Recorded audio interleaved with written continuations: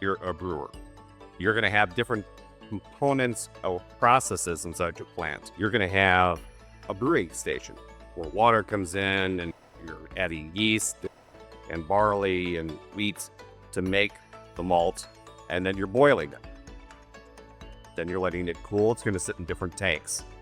And you might do some other things to it. You've got bottling, and you're doing a washing station on the bottles. And then you need to do filling. And then you need to put the cap on. And you need to put them in the packaging, and you need to store them. So those could all be different compartmentalized processes that don't necessarily need to talk to each other. But each of them is a network of things, devices, that do talk to each other. And so when you've got something like filling, you've got a conveyor belt, you've got liquid going into the bottles, that's all a process. But that part of the process probably doesn't care much about boiling the water. That's a completely different spot. So when the technician is doing maintenance, you want them to limit the blast radius or the capability to have something bad happen. So if a threat comes in or an accident happens, somebody turns on internet inside that cell, it doesn't take the entire plant down. It takes an isolated process down. Wow. Two things there, Brian. One, you got me wanting a beer.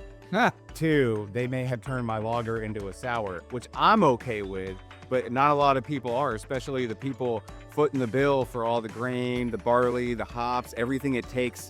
My wife's cousin is a brewer in San Antonio, and the Instagram post alone that he does, just showing what it takes to brew the beer we drink. I take it lightly. I had no idea how much goes into this. Imagine not only the money loss, but the man hours lost, the morale lost, and over time, what a PR nightmare, right? Your customers don't care how it happened. They just care that you don't have what they want. That's the bottom line. I mean, it doesn't take much to get you thinking about beer. No, not at all. Oh, it was real quick there.